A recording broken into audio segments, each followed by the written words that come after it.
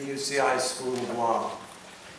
The series addresses the impacts of September 11th related to intelligence gathering, psychology, security challenges, and civil liberties. I'm Joe Demento, Director of the Newkirk Center and Professor of Law and Planning here at UCI, and I'll be the moderator this evening. I'm going to be very brief because we want to give as much coverage as possible to our remarkable panel. First, a very brief welcome from our Chancellor, who could not be here this evening, but he will be at the next event in the series. Dr. Drake writes, friends, colleagues, and distinguished guests, thank you for coming to the University of California, Irvine this evening to discuss the unforeseen implications of the September 11, 2001 terrorist attacks. We have had more than 10 years to reflect on 9/11 and how it changed us individually and as a society. While people were processing their emotions, still awed by the scope of this tragedy, the world started to look to its leading research universities to help make sense of the tragedy. Social scientists and other scholars immediately jumped into action, tracking and analyzing our reactions and bringing to bear their extensive body of research on human behavior. We are proud that UC Irvine faculty like Elizabeth Loftus and Roxanne Cohen-Silver were engaged in these endeavors from the very beginning. Today, their thoughtful research continues to inform public policy and benefit society. We are pleased to have them here this evening to share their insights along with Colonel Lawrence Morris and Dr. Kristen Meisner. My best wishes for an enlightening discussion of these important issues. Thank you. From the Chancellor. Today's first program in this series, called Interrogations, Confessions, Coping, builds on the Newkirk Center for Science and Society tradition of its Forensic Sciences series, where scientific results and procedures that are relevant to law and society are analyzed and discussed. Additional materials from forensic speakers, including Drs. Loftus and Silver, and our former colleague, Professor Monahan, his work on prediction, risk assessment of individual terrorists. Information about those works are available at the reception area. We're fortunate to have an esteemed panel here with us tonight. The first speaker, Dr. Roxanne Cohen-Silver, is Professor of Psychology and Social Behavior and Medicine at UC Irvine. She has extensively investigated and published about acute and long-term reactions to community disasters, particularly those associated with the terrorist attacks of 9/11. She presented testimony to Congress describing her work from a National Science Foundation-funded longitudinal study of emotional, cognitive, and social responses to the September 11th attacks. She is also an advisor to the U.S. Department of Homeland Security. Following Dr. Silver, our second speaker, Dr. Elizabeth Loftus, is Distinguished Professor in the Department of Psychology and Social Behavior, the Department of Criminology, Law and Society, and the Department of Cognitive Sciences here at UC Irvine, and is also Professor at the School of Law. She is a member of the National Academy of Sciences. Dr. Loftus has been recognized throughout the world for her work on eyewitness testimony and memory.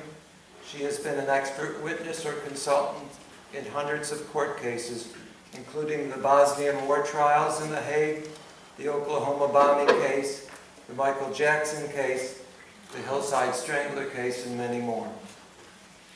Both Professor Silver and Professor Loftus are faculty members in the School of Social Ecology, and I wish to give a special thanks to the School of Social Ecology and to Dean Valerie Jenis for their support.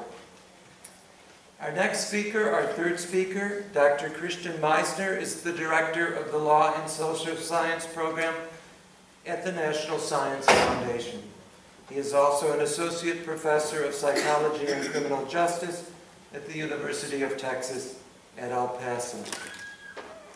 Dr. Meisner conducts empirical studies on the psychological processes underlying investigative interviews, including issues surrounding eyewitness recall and identification, deception detection, and interrogations and confessions. His research has been funded by the U.S. Department of Defense, the U.S. Department of Justice, the U.S. Department of Homeland Security. Finally, Colonel Lawrence Morris will bring a military perspective to our panel. Colonel Morris is currently General Counsel for Catholic University of America. Serving in the Army JAG Corps, he was previously Chief Prosecutor of the Guantanamo Military Commissions. He was also the head of the Army's criminal law branch and was tasked with planning the first prosecution of suspected 9/11 terrorists. Colonel Morris handled charges filed against Mohammed al-Qahtani, the suspect on whom the Bush administration acknowledged using enhanced interrogation techniques. In addition to his law degree, Colonel Morris holds a Master of Science in National Security Strategy from the Industrial College of the Armed Forces. He is the author of a number of books and articles, including Military Justice, a Guide to the Issues. In the interest of time, we will only have one or two focused questions after each speaker. I will repeat the questions from the audience. You can ask the question from your seat. But at the end of the panel presentations, we will have ample time for a longer question and answer session. And we can continue our conversations at the reception following the formal presentations. You may have noticed the envelope on your seat this evening. If you haven't, I'm asking you to notice the envelope. Please take a minute to review it. It contains a description of the Newkirk Center, its mission, and our upcoming programs. As you can imagine, programs like these could not take place without the support of our audience, and we are appreciative of any contribution. Roxy, Dr.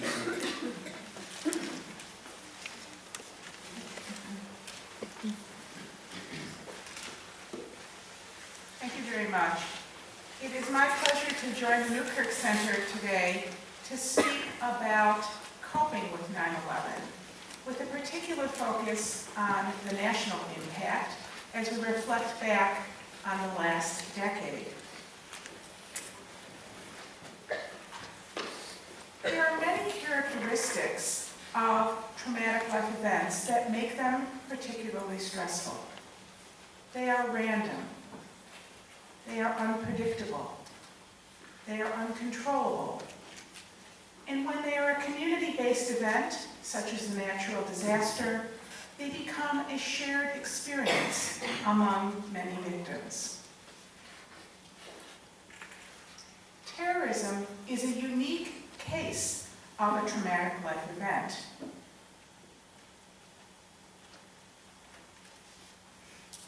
In terrorism, we have a faceless enemy with malevolent intent to inflict widespread pain via fear and anxiety.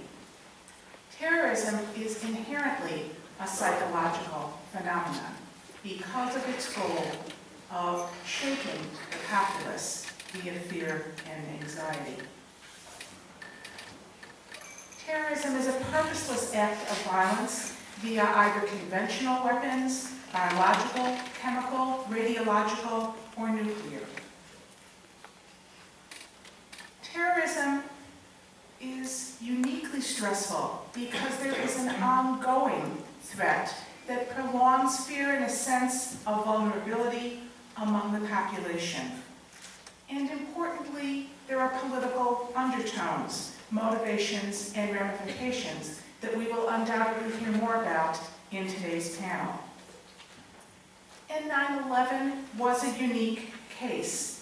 It was a unique community-wide collective trauma in our country for many reasons. First, it was the first large-scale successful terrorist attack on U.S. soil. And I think most importantly, it was the first large-scale disaster that was witnessed live, unfolding on our television screens. In fact, in research that my colleagues and I conducted, we determined that about 60% of the American population witnessed some form of the attacks live on television. That is, about 60% of the country either saw the second plane hit the building or saw one or both or more buildings fall.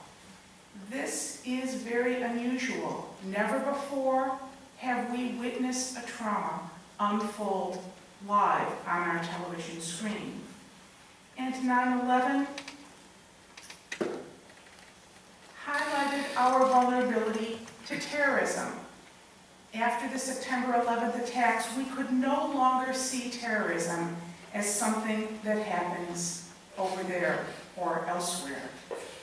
And the psychological impact of the terrorist attacks was widespread throughout the United States. Indeed, the psychological impact of the attacks spilled over beyond the directly impacted communities of New York, Washington, D.C., and Shanksville, Pennsylvania. I personally conducted a lot of research in the aftermath of September 11th, as did many other teams across the country.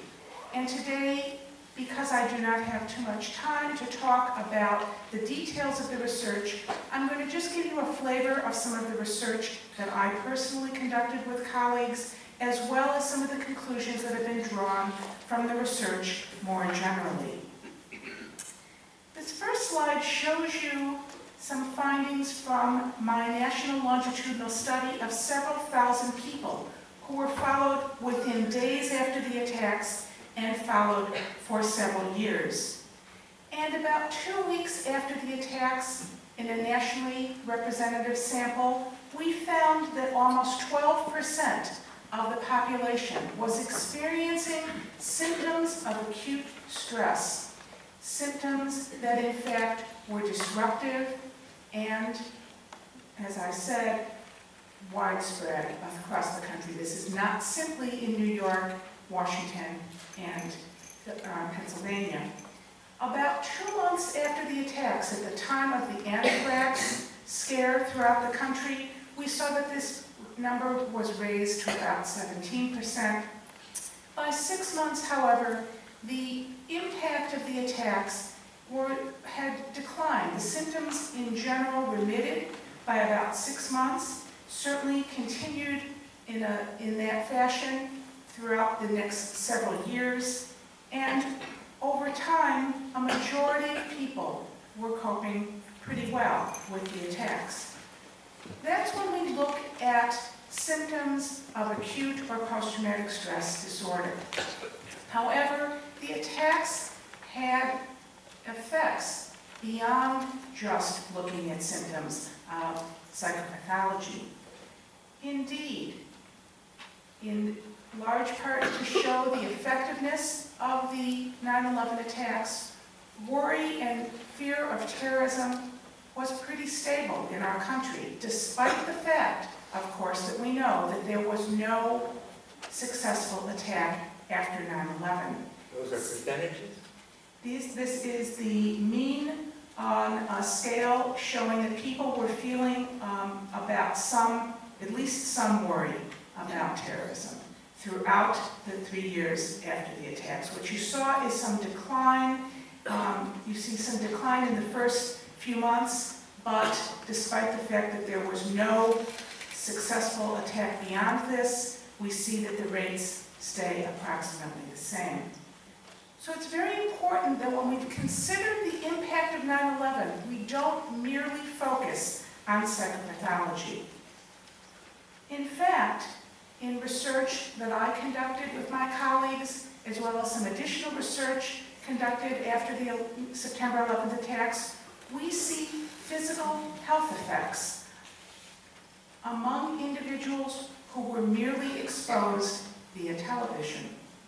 In fact, those individuals who responded to the attacks with acute stress within the first few days and who continued to worry about terrorism exhibited new onset cardiovascular health problems in the 3 years after the attacks. And we see symptoms throughout the country that were changed from pre to post 9/11.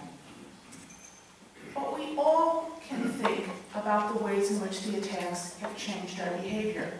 Anybody who's traveled on an airplane in the last decade can tell you that the experience is quite different than it was on September 10th, 2001. We take off our shoes, we go through X-ray machines, in general, without protest. And we enter public venues, often opening up the women who go through into these venues, often open their purse to show that indeed they are not carrying a weapon of mass destruction. We see that worldviews have changed. The 9/11 attacks shattered our sense of security and our perceptions of invulnerability. We now acknowledge these vulnerabilities and have coped with a new reality. And in many ways, the 9/11 attacks have shaped our socio-political attitudes. Research conducted by some political psychologists and political scientists have demonstrated that the public is supportive of strong government response to terrorism when people perceive that the risk is still around. There's also been a fair amount of research demonstrating that there have been negative social consequences. In the early months after the attacks, there were many reports of increased prejudice and intolerance for individuals who shared characteristics of the 9/11 attackers or who merely were perceived to share those characteristics, who were perceived as being Muslim or different.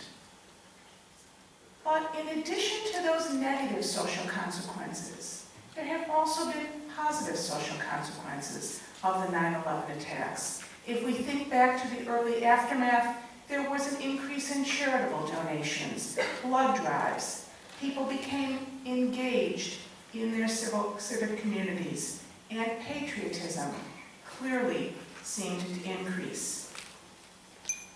Indeed, in my own research, we asked people to report on whether or not they saw any positive social consequences, not merely looking at the psychopathology that might have been a result of the attacks. And we were able to identify, just by people reporting to us some positive things that they saw about the attacks, that there were quite a number of perceived positive social consequences. About a quarter of people spontaneously reported that they had a more positive view of others after the attacks. Some people saw religious or spiritual benefits, increased awareness of political or social issues, improvements in national security, and so on. And people saw and appreciated outpouring of rescue efforts and altruistic activities by their neighbors. But it's also important to recognize that millions of young people have grown up in the shadow of terrorism. And research has also tried to understand how children who were either young or not yet born have been shaped by the fact that 9/11 occurred. Anecdotal responses after bin Laden's death seem to suggest that young people were the ones who were dancing in the streets. Young people, college students, who grew up at a time when bin Laden was the enemy, seem to celebrate in ways that people of my generation did not. We saw in children in research after September 11th that fortunately distress and post-traumatic stress responses were relatively transient, except for young people who were directly impacted by the attacks. Young people who either lost a loved one or knew somebody who was in one of the buildings that evacuated. But importantly, parents played a role in how children responded to 9/11. in their expressions of distress that may or may not have spilled over to their children, in their ways in which they described what was the best way to cope with terrorism, if they restricted their children's activities, if they restricted their children's travel. Certainly the children had greater response to 9/11. And there were socio-political attitudes that were also shaped among young people. And this in particular was depended on how parents responded to the attacks, how they talked about the terrorists, how they talked about what the appropriate government response should be to terrorism. And young people grew up not with a sense of invulnerability, but instead with the recognition that not only could terrorism occur on our soil, but indeed did. Most interesting, I think, terrorism and the impact of 9/11 seemed to spill over beyond our shores. In the first few months after September 11th, school children in London exhibited post-traumatic stress symptoms about the 9/11 attacks. Research that was done in the UK demonstrated from information that was collected prior to the attacks to after the attacks that well-being declined within the first 6 months after 9/11.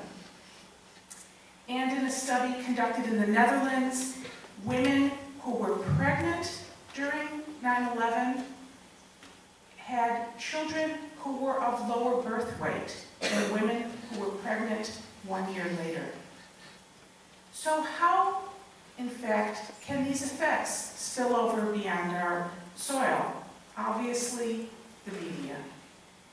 And there are many ways in which the media has played a very important role in 9/11 and in its aftermath. There are ways in which the media can be very positive. It can provide useful, critical information to people who need and want it. And by providing this information, it can assist in containing and minimizing anxiety.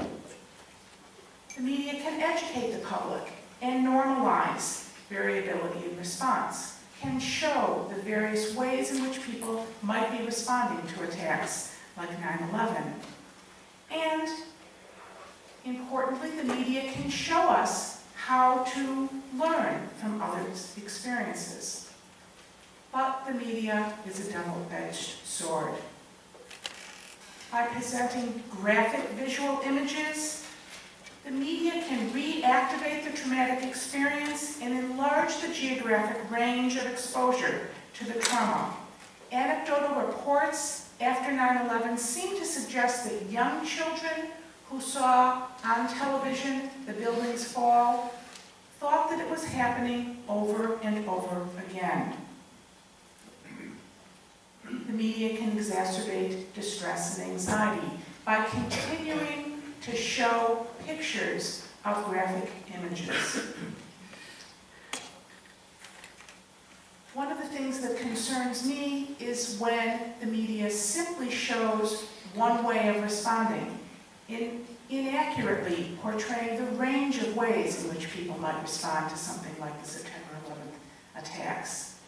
And I'm sure we're all uncomfortable as we sometimes see the ways in which the media intrudes on the privacy of victims. There have been, as I said, hundreds of studies that have been conducted on the psychological impact of the September 11th attacks. And of course, in the remaining minutes, I can only briefly summarize, and if we have time for questions, I'm happy to answer any particular questions. But I'd like to just share with you some of the conclusions that have been drawn from the decade of research on the 9/11 attacks. First, the 9/11 attacks had widespread psychological impact across the country, but the degree of response was not explained simply by the degree of exposure to or loss from the attacks. The psychological impact of large-scale terrorist acts are likely to extend beyond the directly affected communities as a result of indirect exposure via the media.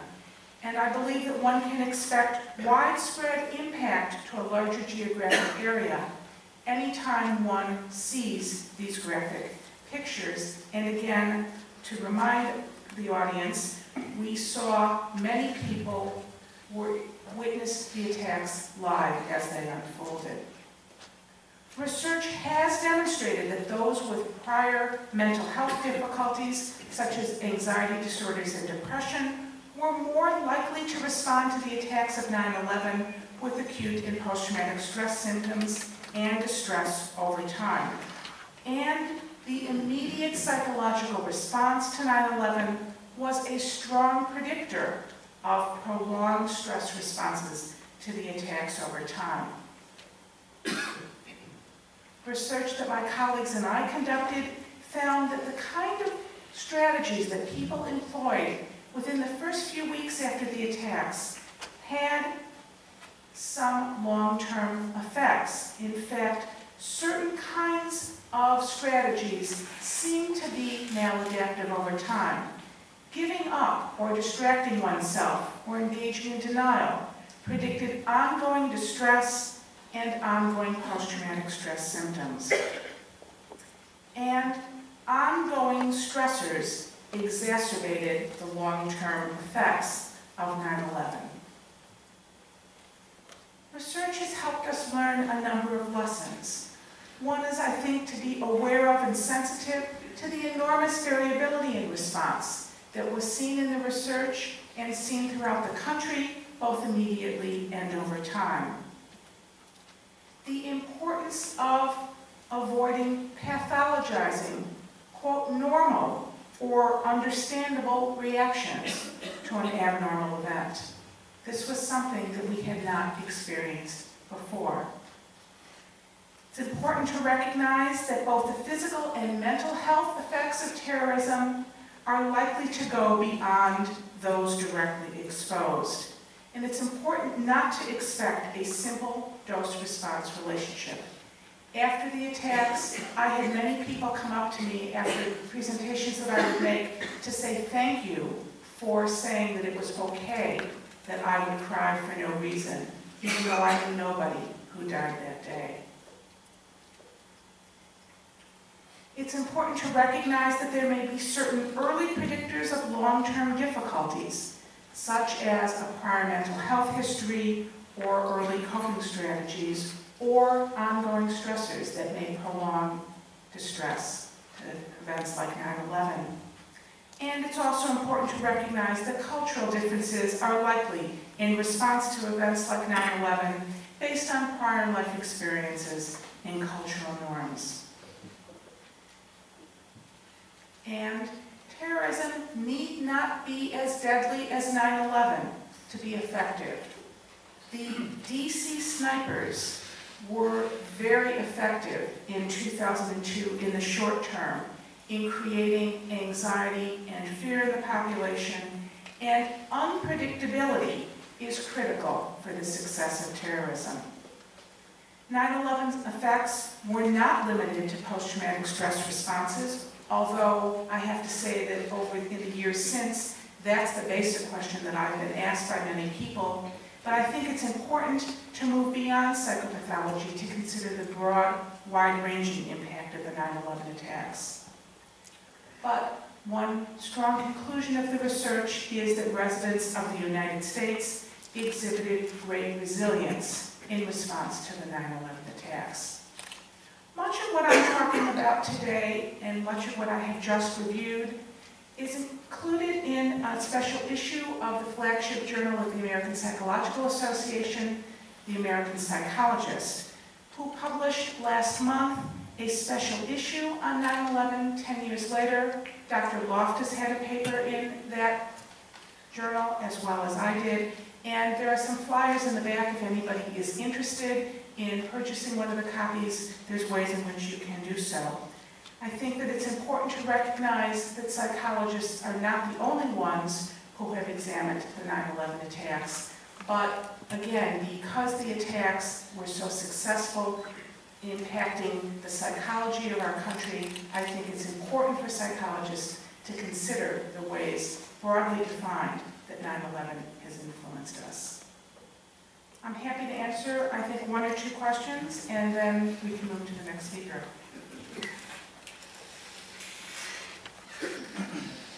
I have two questions. First of all, you said children, and I don't know what age frame you're referring to. I think that a lot would depend whether they were teens, preteens, or elementary school. And the second point was the cardiovascular potential damage. How much did you include in your analysis on people who had a propensity in later life to develop cardiovascular disease in your analysis? Research has looked at, yes, okay, the first question was, when I mentioned children, what age group am I speaking about? And the second was a question about the cardiovascular effects. So let's speak first about the children. There was very little research that examined young children after the 9/11 attacks, and most of that research actually examined parents' reports of how their children were responding, which is sort of suspicious. The research in general concluded that children, young people starting, the earliest research was done when they were about 12 or 13 through young adulthood. The research in general shows that the impact of 9/11 was highly affected, the impact among these young people was highly influenced by their parents, as I said, and that in general, unfortunately, the psychological or psychopathological symptoms were short-lived. The question about its cardiovascular effects, this was, we were able to see the cardiovascular effects within the first 3 years after the 9/11 attack. So we were able to control for a variety of things like whether or not a person smoked or whether they were overweight. And indeed, we found that individuals who reacted to the attacks with acute stress and continued to worry were those who were most likely to be showing these cardiovascular effects in the short term. Well, we still sing songs about America being the land of the free and the home of the brave, and so many arguments where they did this because they're jealous of our freedoms. Well, we can remedy that, and rather than resilience, I know it's a judgment call, but rather than resilience, taking off shoes and a pick-up lax seem to me like panic responses, not resilience, not bravery. Well, I think that the changes in travel and in going into public venues are, I think, appropriate because it is clear that we are vulnerable, and the terrorists have tried to beat us by our own game by, we now take off shoes because there was a shoe bomber. There was a joke after the underwear bomber as to what was then going to be expected of the population as they traveled. I think that psychologically we saw enormous resilience, and that is that there were many predictions made in the early aftermath that people in New York were going to stop going into high-rise buildings, and people throughout the country were going to stop doing that, while people were going to stop flying. And I think that that was the case. We did see that a fair amount within the first couple of months after the attacks. But within about 6 months to a year, we saw enormous return to baseline, both psychologically and otherwise. Thank you so much. Wonderful.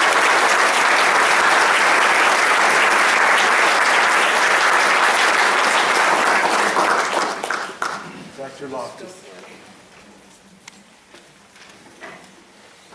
Well, it's a pleasure to join this panel and talk a little bit about another kind of totally different aspect of 9/11. Roxy, how'd you advance the slides? So Professor Silver mentioned the American psychologist, and in that special issue that she edited, she asked if I would review research on intelligence gathering and what we have learned since 9/11. And so I did a review of some areas of literature, and I'd like to share some things that I learned, some of which are included in this article, which you can read, and some of which you're going to hear here for the first time. Because there's so much that we could talk about when it comes to intelligence gathering, I confine my analysis to three major areas. The area of memory and memory distortion, when people, witnesses, potential suspects and so on are being interviewed or interrogated and their memories are an issue. I spent some time talking about interrogation and false confessions, and also the problem of detecting whether somebody is lying or not. Because in all three of these areas, there have been tremendous developments. So let's just start with memory distortion. That's my favorite area because it's one that I've been working on for the last 40 years or so. And so to give you a little context, if you are a psychologist who studies memory or memory distortion, these slides are not supposed to be advancing if the guy up there can, well, never mind. I might ask you to look at an event that unfolds, just as you might be asked at the airport to look at an event and to watch out for suspicious behavior. And so you might see this suspicious behavior, and in an experiment, you might then be asked, I don't really want this to be. You're supposed to be tested here. I'm not touching anything. That's how I did it. Do you see the guy who was engaged in the suspicious behavior? I mean, I'm not going to use up my time asking you, but if you identify anybody here, it turns out you're wrong because the real guy is not here. A similar guy was in position number 1. That would be called a target absent array. That's what witnesses look at when they make an identification and they end up picking an innocent person. Or I might show you in this research a target present array, an array which does contain the perpetrator of the suspicious behavior, and there he is in position number 3. So witnesses in this kind of research are asked questions. The questions might involve trying to identify somebody who was seen or not seen, or they might involve asking witnesses to report on other details, other aspects of the event that don't have to do in particular with the identity of the perpetrator.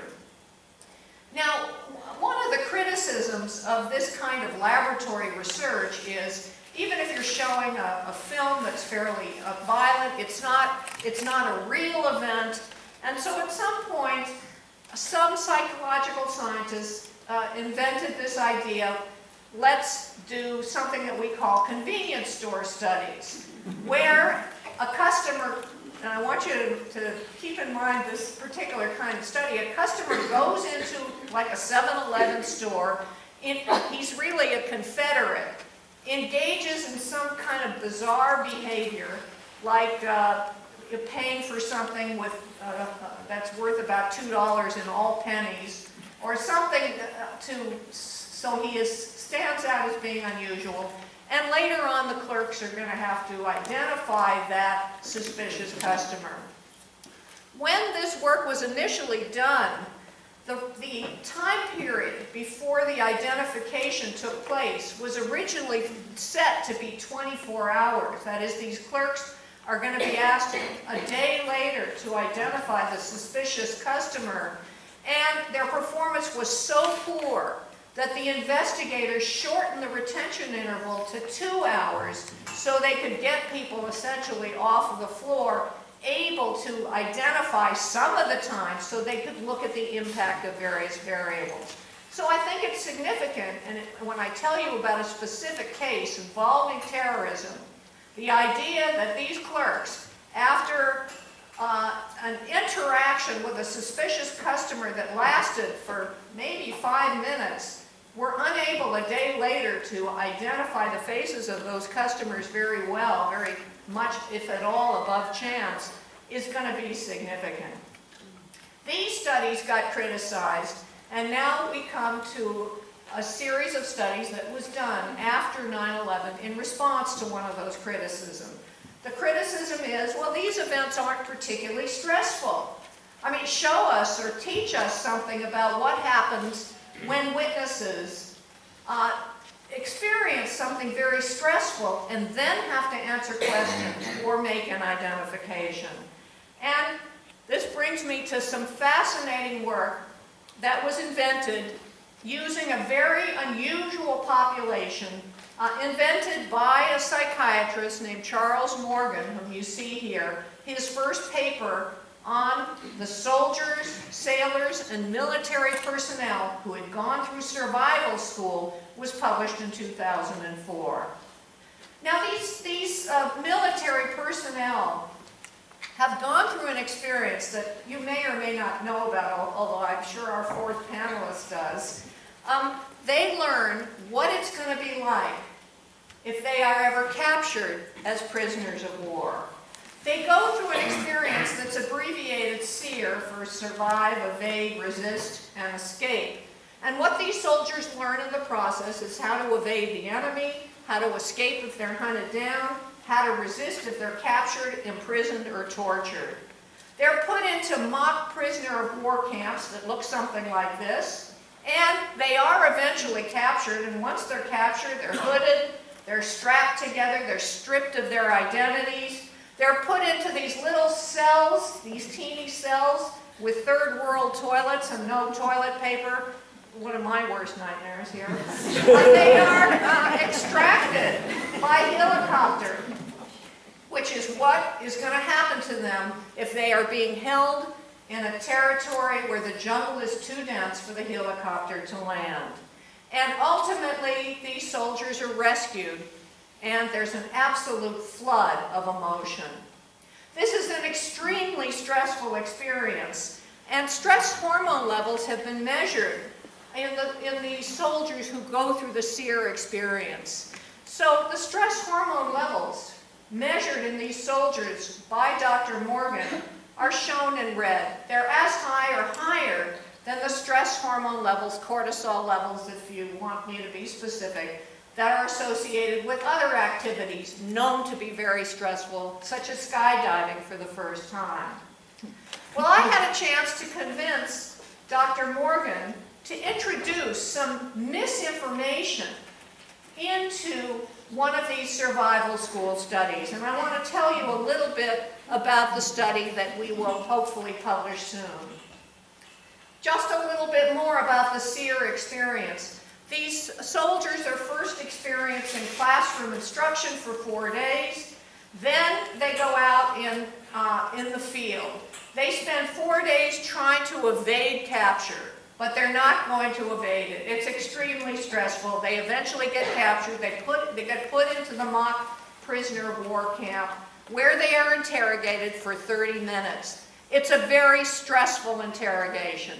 And later on, they're going to be asked some questions about that experience, about that 30-minute interrogation, and they're also going to be asked to identify the person who conducted that interrogation. The twist here is that some of these soldiers are exposed to some misinformation. We wanted to see whether these trained soldiers who had gone through a naturally stressful experience would be susceptible to having their memories be distorted. The misinformation is introduced like this. Look at this photo of the person who conducted your interrogation. Did he give you anything to eat?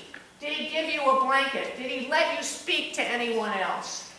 And then ultimately, these soldiers have to identify the person who conducted that interrogation. The trick here is that photo that's held up is not the real interrogator. The real interrogator, I'm calling him the perp here, is shown on your left, and he looks very different from the foil that's held up during this interview with the soldiers. And then a target absent lineup. The real guy isn't there, but the foil held up to half of the soldiers is in position number 2. What do these trained soldiers do? In the absence of any misinformation photo, you can see here that 53% of them went ahead and identified someone from that 9-person array. Since the real guy wasn't there, all of those are mistakes. The key foil held up for half of the subjects was rarely picked. But what about those soldiers who were exposed to the misinformation? 91% of them went ahead, picked someone out of the array. They were all wrong, and invariably, they picked the person whose photo was held up. And so what this study is showing is that even these highly trained soldiers make false identifications. They do so with high confidence. The misinformation leads them to do it even more. They're picking that key foil.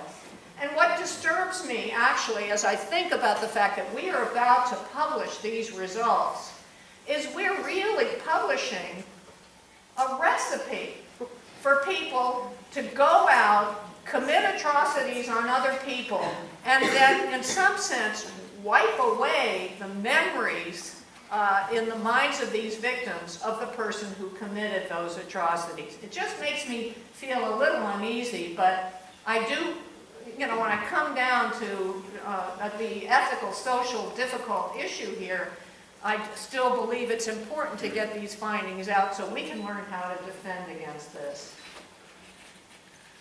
I used the opportunity to write this article for Professor Silver's special issue to take up the subject of a case that I know quite a bit about.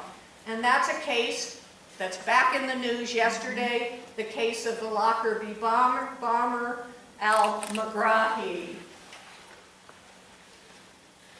The Lockerbie bombing occurred just a few years before 9/11. It was December 1988 when Pan Am Flight number 103 exploded over Lockerbie, Scotland, killing 270 people.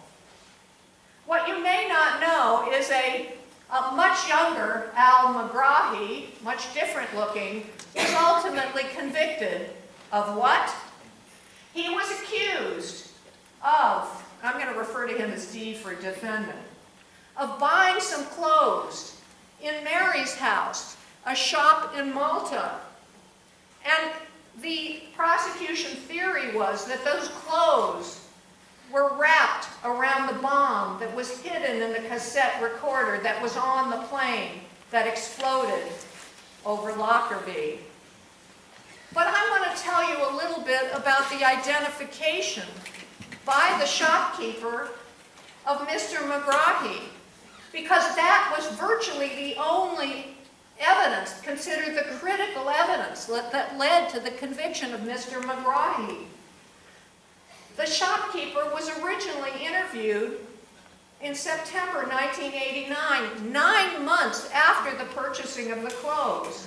That shopkeeper said that the clothing purchaser was 6 feet tall, well-built. He was from Libya. He was clean-shaven. He wore a dark suit. And shortly thereafter gave his age at 50 years old. The shopkeeper did a photo fit construction, piecing together a likeness of the face of the person who bought the clothes, and then he also did an artist sketch. Many things happened with this shopkeeper. Sometime later, he was shown some photos. He said, well, number 2 is sort of similar, but he would need to be 20 years older. That wasn't Mr. Megrahi. In late 1989, the shopkeeper looked at a magazine photo of a man named Abu Talib and said, that resembles the guy. A year and a half after those clothes were purchased, there were more photos shown, no identification, and then more than 2 years after the purchase of clothes, this shopkeeper looks at that photo array, says about number 8, similar but much too young. Number 8 is a photo of the defendant, al-Megrahi, taken when he was 34 years old, 2 years before the store purchase. So you've got this tentative ID after many other look similar IDs 2 years later. What happened next? Well, 10 years after the store purchase, there's a magazine photo that's published of al-Megrahi, and the shopkeeper says, that looks like him. There was a lineup a year after that, or half a year after that, and there was a tentative identification, and finally at the 2000 trial, He's the man. This shopkeeper is absolutely positive, and this defendant is convicted. There was all kinds of other maneuvering of this shopkeeper's testimony about whether Christmas lights were out or not, or were up or not, whether it was raining or not, that got moved in order to make it consistent with a possible date that Al McGrahy might have been in that town, in that area of Malta. What you may not know in all of the clamor about the release on compassionate grounds of Mr. McGrahy is, and it was covered in the New York Times and all kinds of other media, that the Scottish Criminal Cases Review Commission did an extensive multi-year review of this case, coming to the conclusion that this jailed Libyan intelligence officer had a right to win the appeal of his conviction. They felt that there was a decent likelihood he may have been wrongly convicted. So when I think about this case, I mean, I think that we're going to learn a lot more, as Al McGrahy promised from his deathbed yesterday, about what really happened now that we've seen the fall of Libya. But the conviction based on this kind of eyewitness testimony is not the kind of conviction that's going to help anyone. I pose a number of questions here about intelligence gathering that I think about when I work on these cases, or Oklahoma bombing, or any of the other cases involving terrorists. I ask them as questions, but I do think if we learn something about memory distortion, about false confessions, about detecting deception, and learn something about what the psychological evidence has to offer, we can make better judgments. I'm going to leave the subject of memory distortions and say only one word about false confessions and another one word about the detection of deception, because we do have Professor Meisner here, who's contributed a great deal to these areas, and so we can hear it from the horse's mouth. When it comes to false confessions, I reviewed some of Professor Meisner's work and the work of others. It seems clear to me that there are many myths about false confessions that the psychological research is dispelling. It's a myth that they're rare. It's a myth that they only are produced in vulnerable people. And it's a myth that our right to remain silent protects us from false confessions. There have been a number of really great paradigms, some of which have been developed by Professor Meisner for studying false confessions, but one that was not done by him is, I think, quite clever. Kim Wade, a British psychological scientist, got people to confess to taking money when they weren't supposed to take it. She engaged people in an interaction. They were kind of playing a game involving a computer, and when they answered a question right, a check mark came up and they were supposed to take money out of the bank, and when they answered a question wrong, an X came up and they were supposed to give money to the bank. Well, what these investigators did is they doctored the photographs using Photoshop and showed people a photo of themselves cheating. And that was a powerful way to get people to confess. I'm seeing myself do it. I guess I did.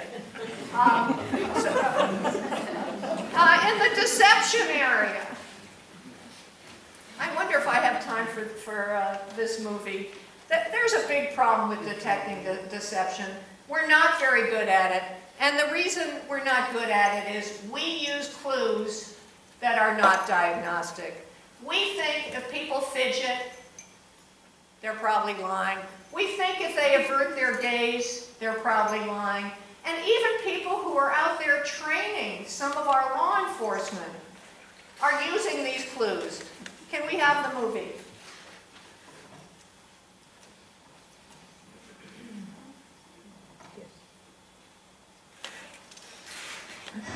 Aliman is facing Detective Curtis Walker, a 13-year veteran interrogator. How you doing, sir? Hi. Detective Walker, safe for release? Yes. That is the first thing you should be doing. So we gave him eye contact. Now, the suspect did not give eye contact back. He actually looked down and just said, yeah, doing good. I don't know anything about the case. I gotta get everything from you, okay? And I was accusing us of showing her daughter, and we had nothing to do with it. We were upstairs. Interrogators know what to look for when a suspect is lying. It begins with unconscious signals that we all give off when we're being deceptive. Interrogators call them a person's tells. Okay, that's enough for the movie. If we could go back to the slides. Thank you. This is a woman who trains people, law enforcement personnel, and it's clearly she's using gaze aversion and fidgeting, it turns out they are not a good way. They're wrong cues. They're not good. And so what, according to psychological research, is a good clue to use to tell whether somebody is lying or not?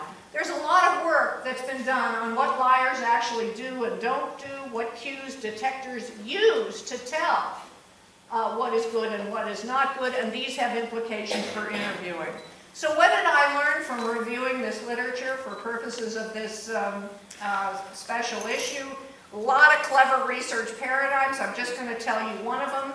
A recent paper, it was in press at the time, it's now just been published, Lying About Flying. I love what these guys did. It's a group headed by a researcher in England. They go into an international airport in southern England, and they interview people about the purpose of their trip, and then they ask some people to tell the truth about the purpose of their trip, and some people to lie.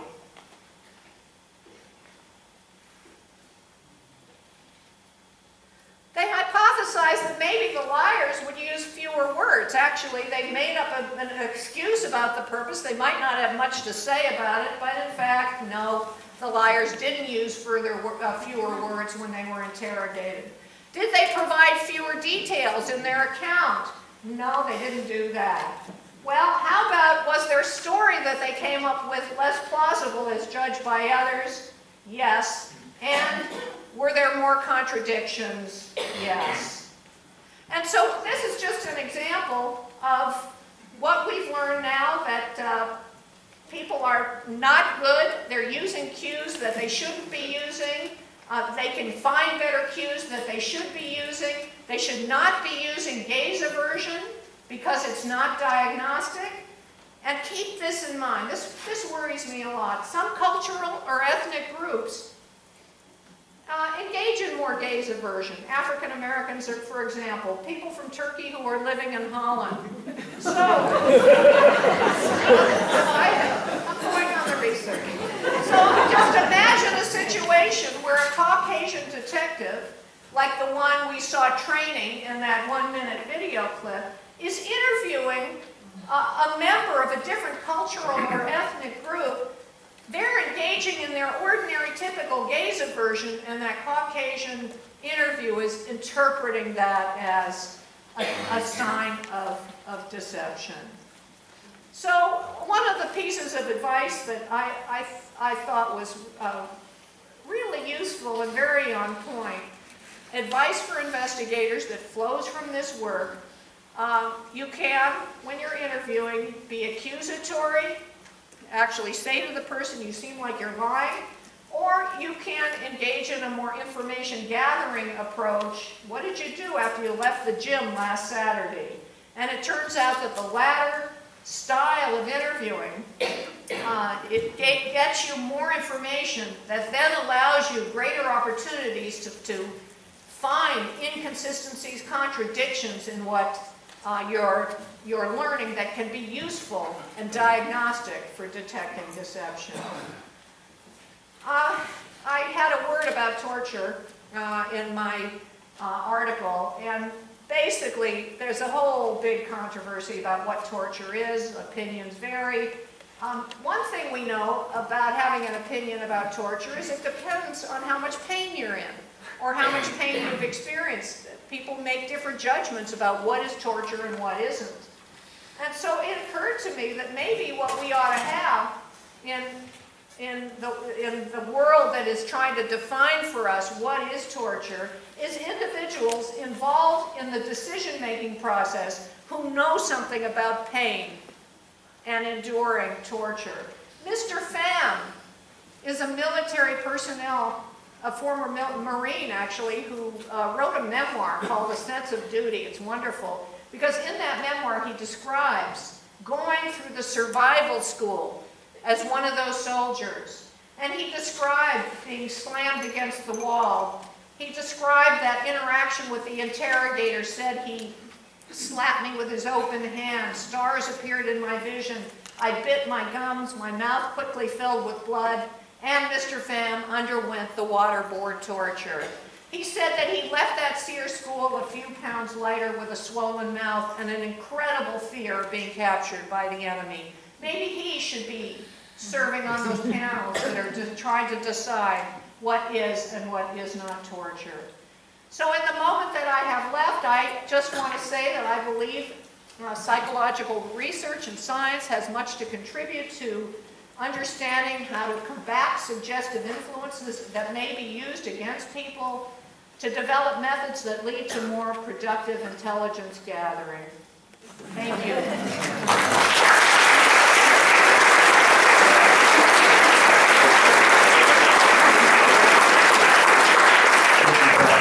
In the interest of time, I think we will move right to Dr. Murphy.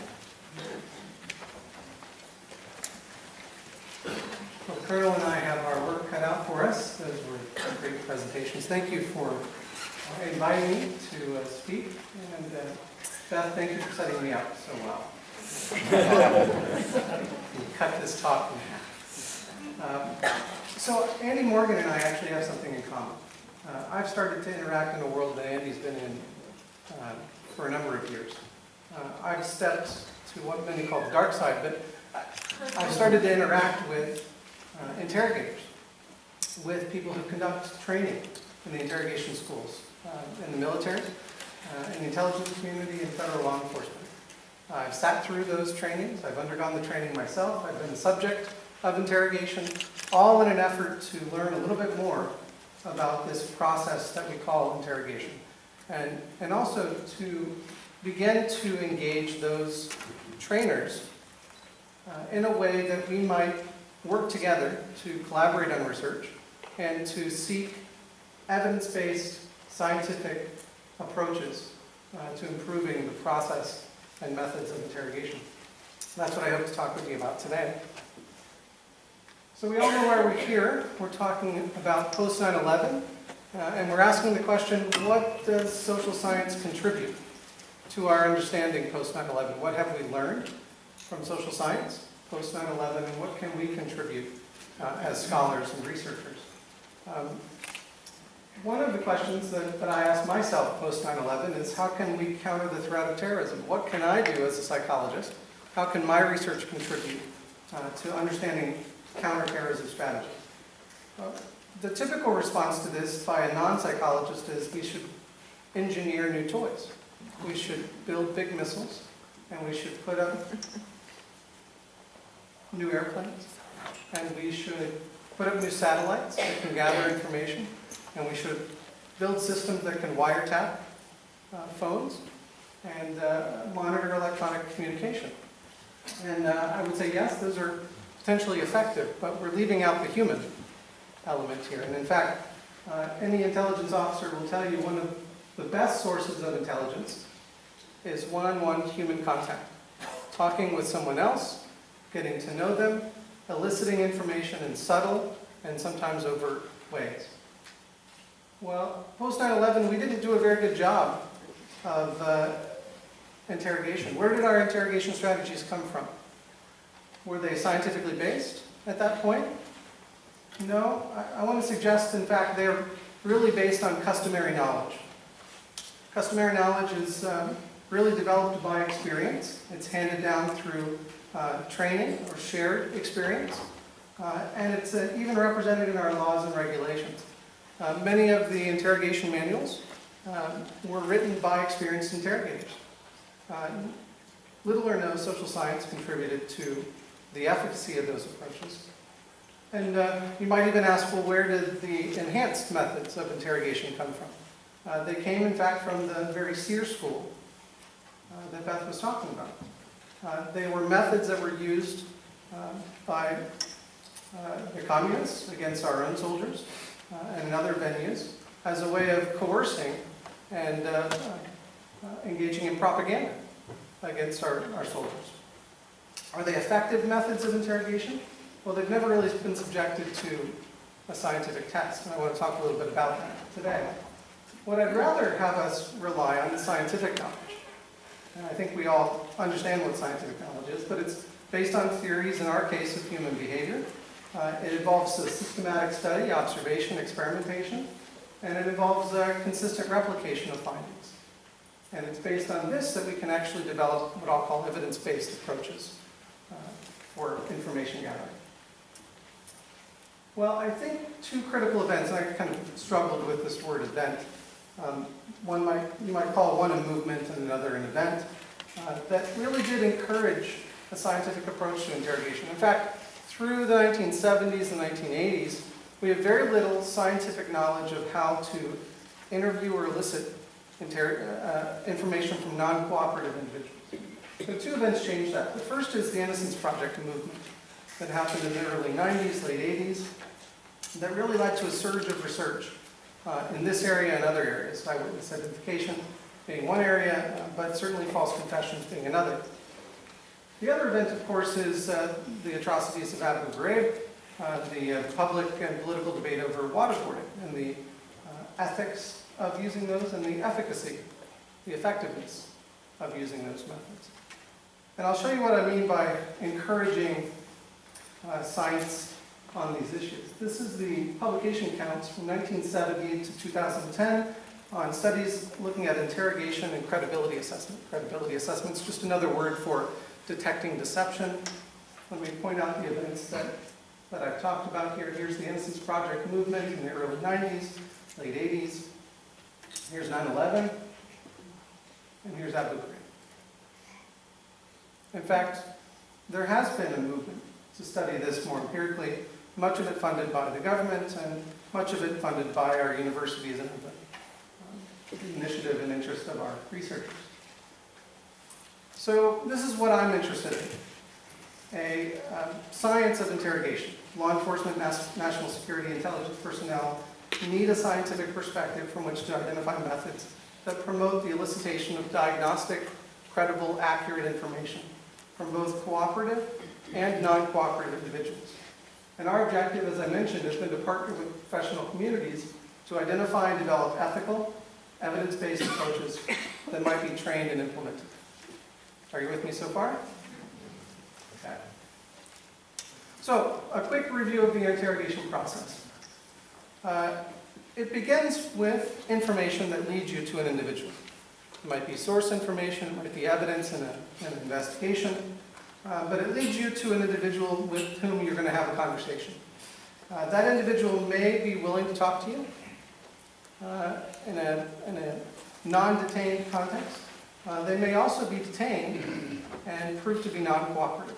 So if they're non-cooperative, the question is, how do you move them from being non-cooperative to being willing to talk to you? Once you've obtained cooperation, the question is, how do you elicit that information? And this is an issue that I'll echo that. You go to any interrogation school, and they train nothing about memory. They don't understand how memory works. They don't understand the implications of memory or how they interview. In fact, it's all about persuasion and social influence. And then once you have them, it's simply a question of, okay, tell me everything you know. But in fact, what I'm asking them in many cases is, can you tell me about the 10 meetings that you had over the past 2 years with these specific individuals, and we believe they happened in these locations, and we'd like for you to provide as much detail as possible about each of those meetings. Now imagine yourself going back 2 years in your own life, and think about all the family events that you've encountered over the past 2 years. If I sat you down in an interview and just said, tell me about the family events that you've encountered over the past 2 years. We'll start back in 2009, and we'll go through the end of 2010. Would you be able to recall all of them?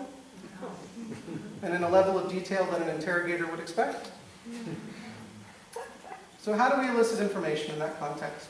Finally, we're going to assess credibility. We're going to match that information and see if it verifies information that we have. But we're also going to assess credibility, much as Beth pointed out, in nonverbal and verbal contexts. How can we do that effectively? One thing to consider, of course, are the biases that the interrogator brings to this and that the analyst brings to this.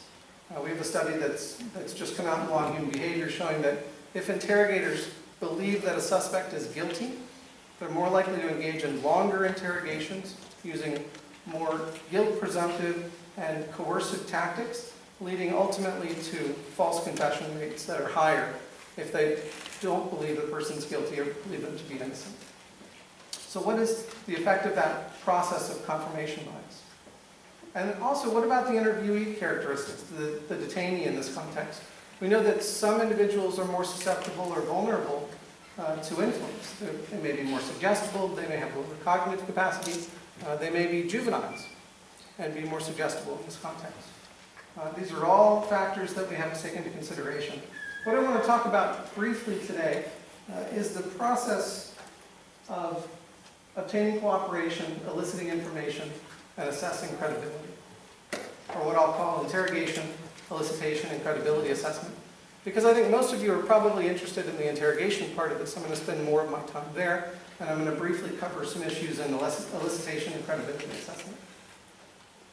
So, interrogation. A couple of questions that I thought would be fun to ask. I'm not going to answer all of them, but here's the first one that I know everyone wants to talk about. Are enhanced interrogation methods, i.e. torture, effective for eliciting credible diagnostic information from an individual? I'm not going to offer any scientific evidence on this point. In fact, what we have is really customary knowledge. We have a number of studies recently, which I can talk about during the discussion period, in which some of my colleagues have surveyed or interviewed experienced interrogators and asked them about the effectiveness of methods based on their experience. And I can tell you the conclusion that's often drawn from them is that these methods, these enhanced interrogation methods, are not effective in eliciting credible information, but they are effective in getting an answer that you want. Generally speaking, when you talk to interrogators, it boils down to these two issues. It's one of ethics, and it's one of effectiveness. But there really is no scientific data that we can point to here. And it really comes back to the ethics issue. How do you study this issue in an ethical context? We could talk more about that. Here's the second question. Can we identify or develop ethical, evidence-based approaches to interrogation? Well, like I said, Beth set me up really well, because generally speaking, there are two approaches to interrogation that are commonly used, both in federal law enforcement and state and local law enforcement, and the intelligence community. One has to do with accusations. Imagine that you walk into an interrogation room, you're confronted with the evidence, you're confronted with an interrogator who believes that you're guilty and responsible for this, you're isolated from friends and family and detained, and you are then subtly manipulated. You are manipulated in ways that police lie to you about the evidence in front of you. They maximize your perception of the evidence. They maximize your culpability. They make you feel incredibly culpable and about this small. And then they gradually turn the tables and offer you a way out. They'll do what they call developing themes. They will suggest that you're not a bad person, that this wasn't intentional. They will suggest that they can talk with the prosecutor or with the judge and get a lighter sentence for you, and that they're there to help you. All in a method that leads to confession on the part of the suspect. This is a psychologically manipulative, control-based approach to interrogation. It tends to be closed-ended and confirmatory, tends to be focused on getting a confession, and it tends to rely on anxiety-based cues to deception. Now, in the late 80s, early 90s, the Brits actually recognized that there was a problem with this approach. They'd had too many cases of alleged false confession and alleged coercion. And they moved to an alternative, what we'll call information gathering approach. This approach prohibits coercion or psychological manipulation. In fact, it's much more what we'll call rapport-based. It's all about, here's what it boils down to, getting them talking to you. It's all about getting them talking to you. Doesn't matter about what, it's all about getting them talking to you. It's about developing a relationship, it's about being direct, it's about using accountability, playing on an investigative context where you're seeking the truth. It tends to be open-ended and exploratory. It's information-focused, and it relies on cognitive cues to deception. Again, we'll link this back later on. So the question is, which of these two approaches is more effective? Well, recently we did a meta-analysis of the available literature looking at both field and experimental studies that have explored both accusatorial information gathering interrogative approaches. What I want to point out, though, it's a relatively small literature, and I'm going to come back to this later. This is a literature that's really growing and a bit in its infancy. There's a lot more research to do here, but we can draw some initial conclusions at least. So what about the field studies? Field studies are observational studies, systematic observations of real interrogations in a criminal context. And what we're looking at is the association between the use of these methods and the likelihood of eliciting a confession. Okay? These are effect sizes, so positive effect sizes suggest that there's a positive relationship. So the more often that the technique is used, the more likely it is to elicit a confession statement. And what you see is that both accusatory and information gathering methods are very effective in eliciting confessions. The question that this leaves out, of course, is diagnosticity, that is, accuracy of the statement. We have no base rate information, we don't know ground truth here. These are real cases that are simply being coded for the use of techniques and the likelihood of a confession. So in order to get to this notion of diagnosticity, that is the trade-off of the likelihood of true information to false information, we have to engage in some experimental controls. So there's been a spate of research in the laboratory setting up a number of different paradigms to study interrogation. Again, this is a kind of ethical border area where we want to induce some reality with our subjects. We want to make them feel as though they're actually going through a situation. And we want to create also individuals who are guilty of committing an act and also innocent of committing an act, so guilty or innocent.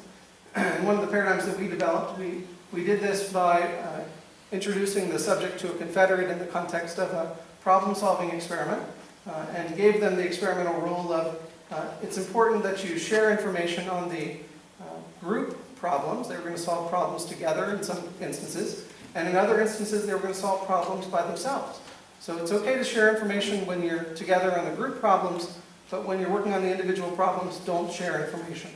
But we would later induce half of our subjects to cheat, quote unquote, share information on those individual problems with the confederate, and we would later characterize that as a case of academic dishonesty. At this point in the experiment, we initiate the interrogation. And it's at this point that for our students, it's no longer an experiment. They've now exited the reality of an experiment, and in fact, they're being accused of something that has real implications for them in the university context. We can talk a little bit later about the ethics. We have a lot of safeguards and a pretty long debriefing after these studies. But let me say this. This is an anxiety-provoking, realistic context for our subjects. Some of them who have things to lose, like scholarships or academic eligibility if they're playing sports. So the question is, in these contexts, if we manipulate the interrogation methods, what can we learn? Well, we can learn that, in fact, information gathering approaches actually increase the likelihood of eliciting true confessions compared to accusatorial approaches, but dramatically reduce the likelihood of eliciting false information or confessions. So in fact, information gathering approaches are more diagnostic in that direct comparison. which is interesting, I think, when you talk to interrogators about this, because they actually predict the opposite, right?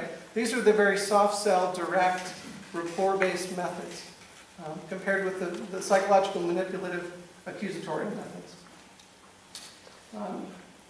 I'm going to skip through these slides, but note that information gathering approaches also have benefits for when you're assessing the likely guilt of an individual. So the y-axis here, the x-axis is, prior probability of guilt, and the information gains on the y-axis. And you can see when your prior probability of guilt is low, that's less than 50%. These information gathering approaches are particularly effective in distinguishing the guilty from the innocent.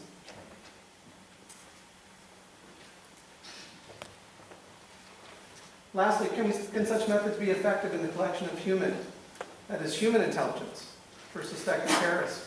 I want to share with you some data that we collected recently in Iraq and Afghanistan. This is observational data from over 900 interrogation sessions that were conducted at JIDIC's detention facilities in Iraq and Afghanistan. What we were interested in was the use of the field manual approaches. Many of you know the field manual is now the law of the land. It is the way that it is the guide for conducting interrogations in the U.S. by intelligence personnel. The question is, how effective is the field manual, and in particular, what parts of the field manual might be effective?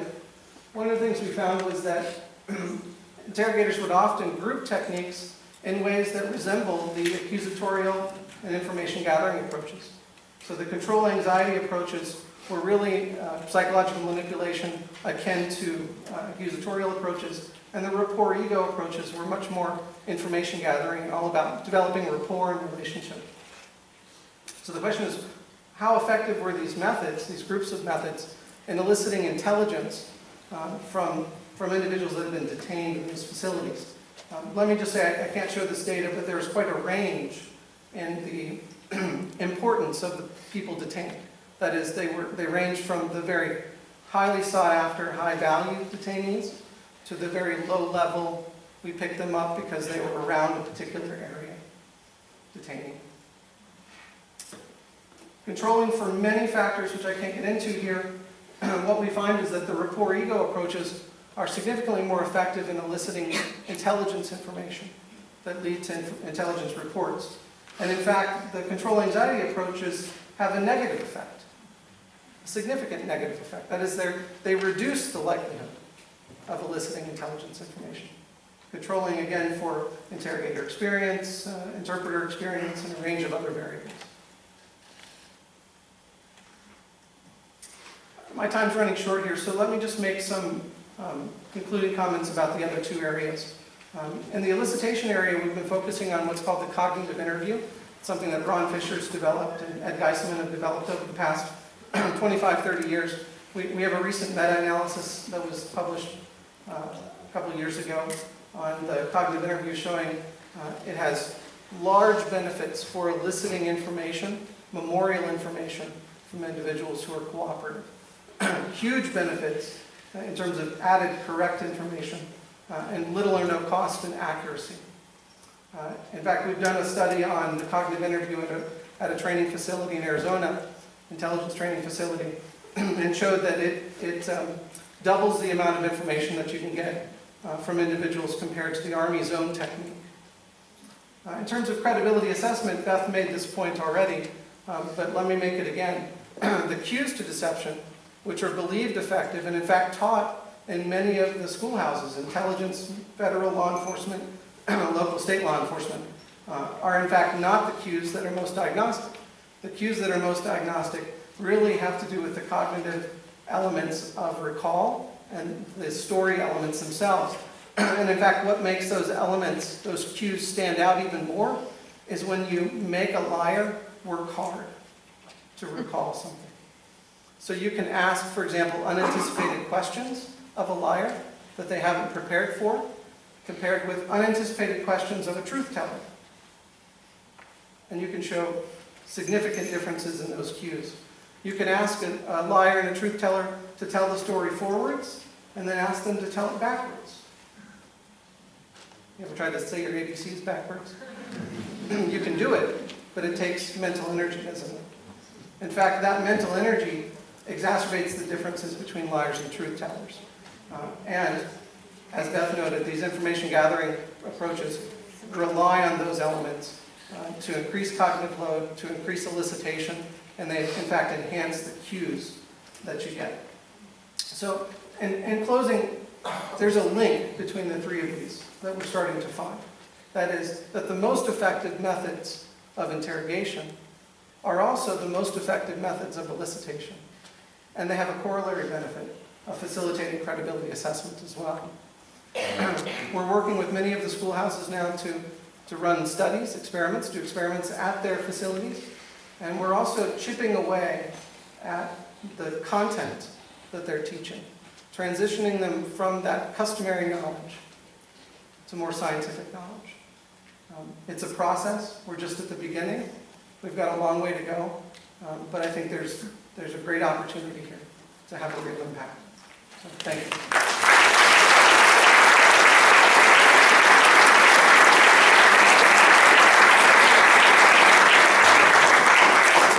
We're pretty much on schedule, so Colonel Morris, and then we'll have an opportunity for a large number of questions.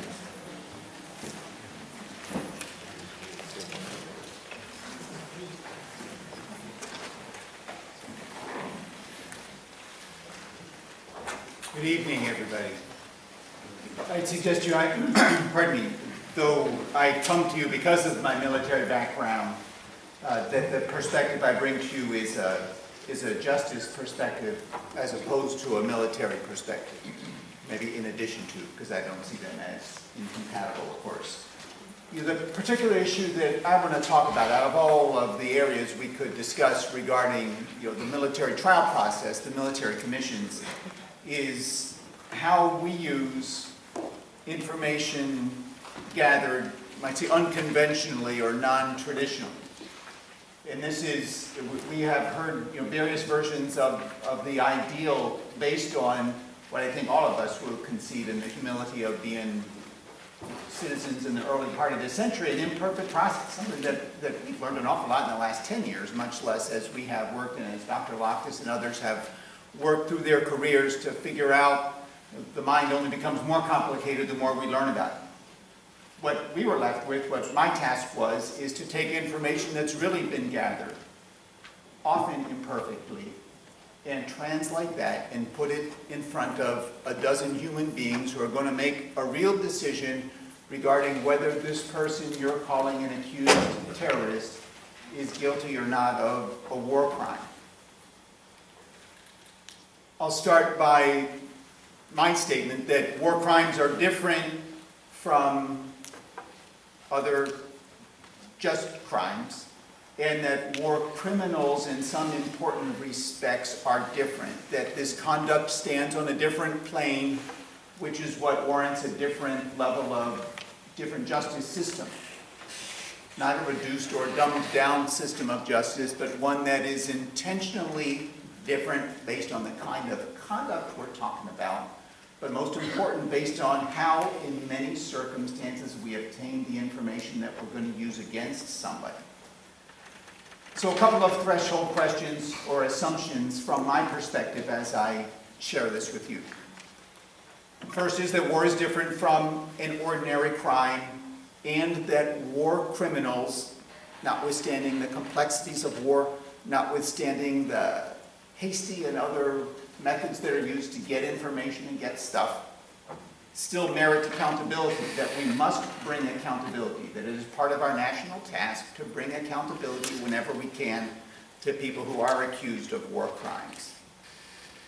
And in doing that, we do it in a manner faithful to our traditions. And our traditions can sound sort of mushy and vague because a lot of us would have a different sense of that. So we'll say our traditions as rooted in our Constitution, because that still guides us no matter what kind of criminal process we're putting on. And the Constitution does have flexibility to accommodate information from war, information gathered mainly in an intelligence vein, and then collected for a different purpose, and then piped into the justice process. And though it does have that flexibility, it's not infinitely flexible, it's not malleable, because then it wouldn't be a justice system at all. It still has to be consistent with, has to be a constitutional process. In the military commissions themselves, you're aware several cases were tried under the Bush administration. The president mothballed them on the noon of his inauguration, and then has come all the way back now to revalidating that process. And the 9/11 co-conspirators and the Cole conspirator, among others, have been charged anew under the process and are in what has turned out to be a relatively long process to getting to trial. But they are under the Obama administration military commissions. Those individuals are in the trial process. Much of what is used, the standard in the military commissions is that evidence is admissible if it's probative to a reasonable person. That's a little broader than the evidentiary standard used in California, used in federal courts. But consistent with, and the whole process is certainly more rigorous, more evidentiary rigorous than, for example, used at the International Court in The Hague, infinitely stricter than what was used at Nuremberg and other places that are suggested as the paradigms for war crimes trials.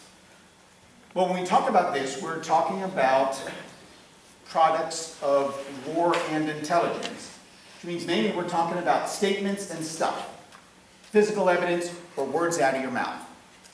And this will suggest a couple of examples as to better help us work our way through. Talking about stuff, evidence that's gathered from the battlefield can be, to make it real life, can be when we sent our people into Tora Bora. And they were in Tora Bora to go get bin Laden and get as many terrorists as you can get. We had soldiers, you go into a cave, pull your bag off, and you stuff everything into that bag, whether it's hard drives or whatever that might be, and you fling it onto a helicopter, and it, weeks or months later, shows up in an evidence processing room in Northern Virginia.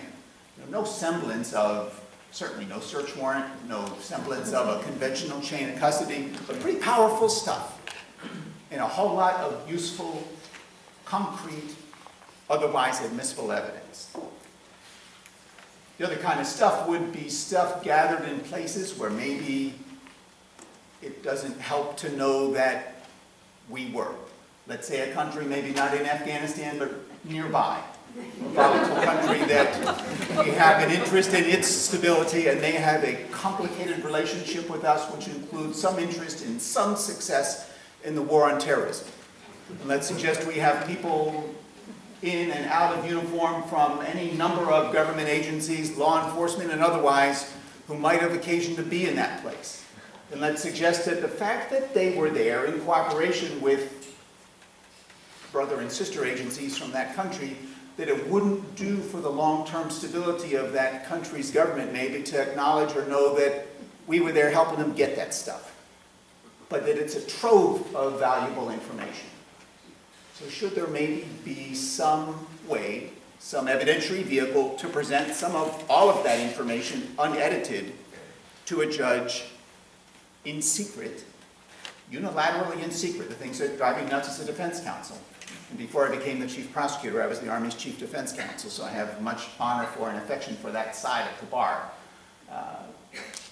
To say, this is how we got the stuff, this would be the impact of saying that in public, but we'd like to put the evidence in, and you have a path that you go through to justify that. And then talk about statements, which is the main emphasis here, I think. Some statements you just pick up because we happen to hear a conversation by our special ways of hearing stuff. Well, it may not help the continued use of those assets to have to walk into court and say, this is how we heard this. But it's awful powerful to hear one terrorist chatting with another terrorist. I think that would be compelling and useful information that you want to hear as a juror.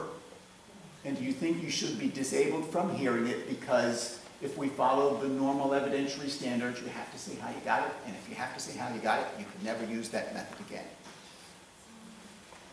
The main thing, of course, that my colleagues here have talked about, though, is not that, but it is the grabbing of somebody and getting information out of them. Either on a battlefield, you've been captured, and I need to know who's coming over the hill, who's your boss, what are your plans, what will you plan to do next, who owns the trucks, what are the escape routes. Some version of grabbing somebody by the neck and insisting on delivery of information to the much more protracted and strung out process of having detained somebody, moving them to uncomfortable places, using uncomfortable techniques that we'll talk about in a little while. And that broad continuum that is from the kind of coercion that wouldn't maybe make many people bat an eyelash to things that have us in the discussion of the line between torture, cruel and inhumane treatment, and all along that. The tough area where we're running into judgments that have the combination of law and policy and ethics all bombarding that thinking process. Back to a prosecutor's perspective, the question is one of reliability. You don't check out your ethics, and my point in none of this is to say that it's kind of an ethics-free discussion or that ethics are kind of an annoying interloper into the debate. It's properly part of the debate. But before you get to that, you're left with, and you have to do the pretty cold legal analysis of whether this information is reliable. So information gathered by intelligence officials. There, of course, is no, I shouldn't even say of course, we would most agree that there's no kind of Fifth Amendment right there. Right? Anything that's gathered in intelligence isn't routinely preceded by a rights warning. You'll find when we were going after our most significant terrorists, once they were relocated to Guantanamo, having been questioned elsewhere, every one of them was given a Miranda-like warning. Every one of them was told, you've given us this information so far, if we take you to court, we're never going to use it. You don't have to talk to us at all. Now that itself is an area of robust dispute, right? Your argument would be it's sort of a cat out of the bag syndrome. That guy doesn't really trust it. Who says you've really built that wall there? We built a rigorous wall because out of self-interest, out of a desire to take them to trial. But the question, of course, becomes when you have gathered information in some coercive manner, how can you represent to a jury of citizens that you can still trust it? In most any interrogation involves manipulation. What Dr. Meissner is talking about is not a process that is gentle because it's kind of in the interest of humaneness to be gentle. It is gentle or uncoercive because it's considered to be, at least by that emerging consensus, the best way to manipulate you. Not that it's unmanipulative, but that it is particularly effectively manipulative because every one of them and every cop downtown tonight working his way through the Miranda warnings, going down the Reed technique of how to get inside somebody's head, is figuring out how to manipulate you. Not to manipulate you to get you to give us untruthful information. It is a justice-based process. But to overcome your will against self-incrimination, to tell us stuff that is enough truthful that we can then take you to court or find the other guys or release you if you're innocent, whatever it might be. And that is a process of exploiting vulnerabilities, some of which are physical, but the physical is only as a way to get to the psychological. So look at some of the techniques that have been talked about over time and that were employed in the early parts of the last decade. Whatever they called environmental manipulation, right? Turning up the temperature, turning down the temperature, nonstop light, terrible music being blared at you, sleep manipulation, being slapped around. And then some of the things, of course, we do every day in every police department in this country. Being lied to, being told, we have your photograph, we have your fingerprints, we have you on the wire. And telling you things that are, some of parts are true to give you enough credibility, and some are best guesses by an aggressive or imaginative interrogator. Or isolating people, right? We know whether you are a staunch Islamic terrorist or some confused criminal that we pick up tonight. The power of isolation is particularly significant because people crave human contact, which gets us to Katani, whom I was asked to talk about. And his isolation was one of the factors that was being evaluated when decisions were being made on whether the conduct that our government took with regard to him disqualified us from prosecuting him. He is, it was really kind of, I guess, almost amusing, not quite, to hear so many people referred to as the 20th hijacker, which in my own life I refuse to do, but if there was ever one, it probably is this guy. And I think you all may know the story about, came into Orlando, there were 19 on the ground, he's coming in close to 9/11. Mohammed Atta is on the other side of customs in the Orlando airport. And one, because I only work simply, and without slides, you'll see here, the one piece of demonstrative evidence I would want to have used in trial is showing Katani, coming in and then being stymied, comes to talk about the quiet heroes in the world. There is a retired Army Sergeant Major customs guy who keeps hearing these lines of baloney from Katani as he's trying to work his way into Orlando. Keeps telling him no and ultimately sends him back. This is, there's no 9/11 sensitivity, this is August. But anyway, every time he's told something, he makes a phone call to Ada, who's on this side of the airport. Ada makes a phone call to a phone number that's pretty important to us. And then you see him move around, get stymied again, call to Ada. Ada call to this important phone number, and on from there. Without going farther, you start to suggest that constitutes a circumstantial case. Much more develops over time. In the early frustration in the early months after 9/11, he then ultimately is captured under other circumstances. And he does go home and try to work his way back. In Guantanamo, is subjected to what I would consider kind of stupid and shameful treatment by and large. He's shown sex dolls or dolls, having sex acts with each other. He is subject to quite a bit of environmental manipulation. Really cold, really hot for really long periods of time. Light on for a long period of time, made to crawl on the floor. A lot of things that I think most any of us would have a sense of revulsion about. Pretty ignorant, pretty dumb, pretty ineffective. Question is, of course, what that exactly is. Torture, many of us walk in here with a sense of what's torture, right? We kind of have an instinctive response to it. But as lawyers, we have to look at, it's defined in the law. All these terms are defined in the law. And the law defines torture as, I should have brought it with me, but essentially techniques that put somebody in imminent danger of death, permanent bodily harm. I'm drawing a blank on the rest of the definition, but the main point is sustained harm. So something that's embarrassing or degrading is that to us, but doesn't necessarily qualify as torture. And I'll leave waterboarding aside. It's only because it was infrequently done in, I only have 20 minutes. But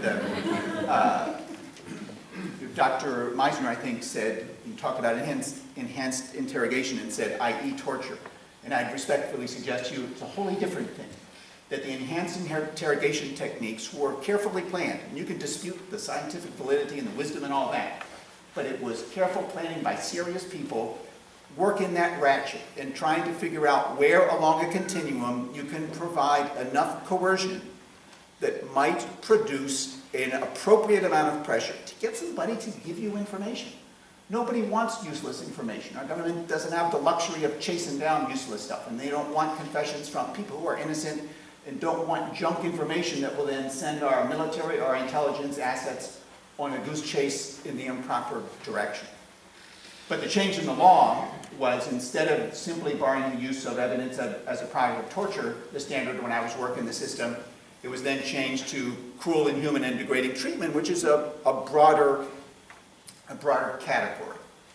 So you start with that legal definition, and then you work your way from that then to the jury question. If it does fit in, then is a jury going to trust it?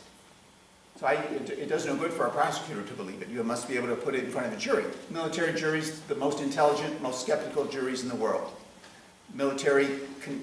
Federal court contests 1 or 1.5% of all cases. 99% guilty pleas, 98% guilty pleas. Military, about 75% guilty pleas, and of those cases that are contested, about a 60% acquittal rate. I would take a military jury any day, and I loved leading the Army's Defense Council because I just kept telling them, go back to the jury, take your cases to the jury. You have smart, skeptical people, not moored to any other distractors as they come into court. But you look at the totality of the circumstances, you look at everything. In a well-prepared defense, the defense was resourced, able to bring experts in to talk. You get into then questions of is our concept of truth-telling the same as somebody who has grown up in the process? Is there such thing as an Arab mind such that that point of vulnerability is so different that makes a difference to the nature and the quality of the disclosures? the kinds of things that we were prepared to litigate and did to some extent in some pretrial motions, and the kind of thing that's on a jury's mind, whether you're litigating it in front of them or not. And then ultimately, you're at the national question of, in light of all that, should you anyway? In the case of Katani, the judge who was the person who decided whether the case should go to trial decided not to. Essentially decided that the conduct was so outrageous that he should be exempt from going to court. My view, of course, was to the contrary, and my argument was that there was information that preceded his interrogation and came so much after that, improper and disgraceful conduct that he ought to still have been brought to trial and placed in front of a jury. That you shouldn't profit from, that the accused person should not profit from the errors and misconduct of those who in that early stage were entrusted with his interrogation. Also ask you, though, to avoid the conflating of Guantanamo with Abu Ghraib in particular. Abu Ghraib was a bunch of unsupervised fools, hooligans who were, they don't even mean to sound funny. It's a bunch of unsupervised people who had no business having the sustained amount of access that they had to conduct criminal conduct there. Most of what was done at Guantanamo, and Katani is important because he's an outlier, and certainly was done by the FBI, was done carefully. You can dispute the quality of the science and all that, but as well as in some of the black sites, in a measured, careful way, trying with fidelity to science and to our national traditions.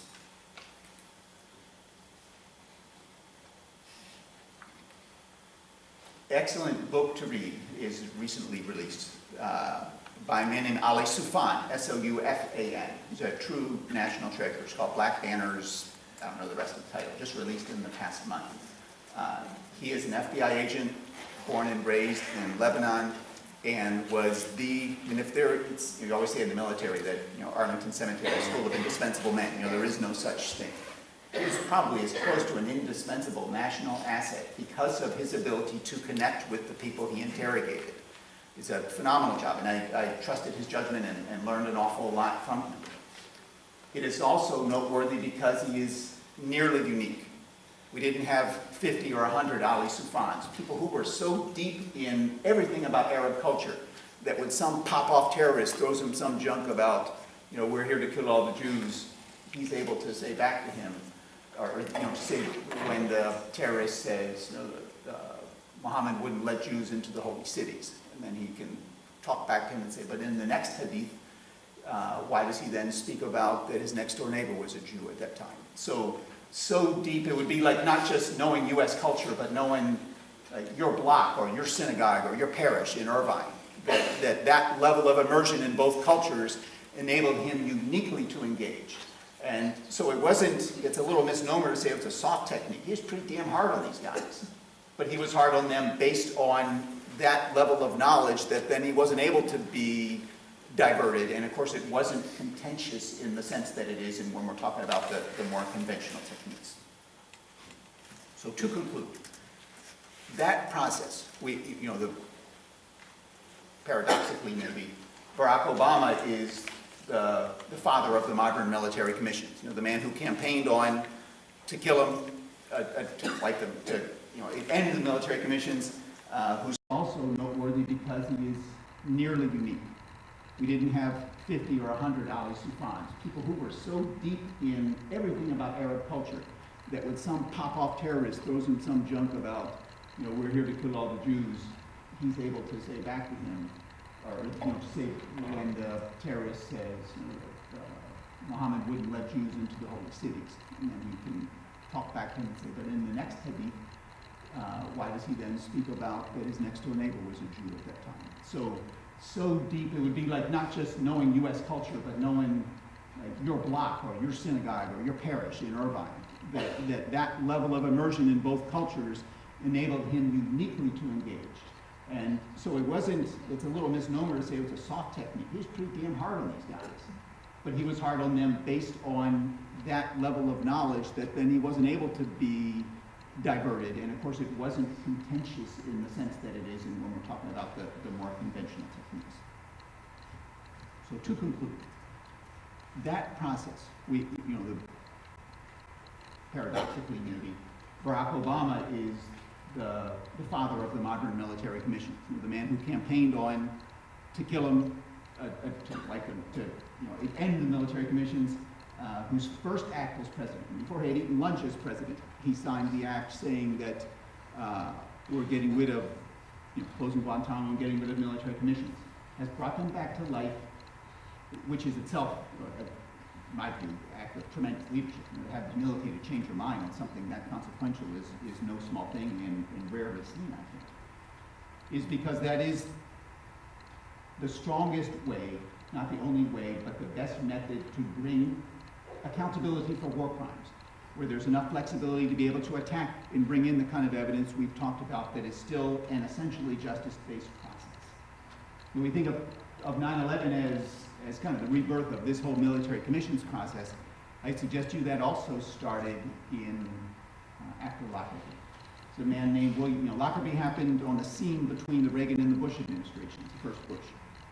And the man was an acting attorney general named Barr, who had his people investigate military commissions, because what he said was, it's an airplane full of people, mainly Americans, blown up over another country, that of course it was a crime. And there's something in the US code that says you can't do that.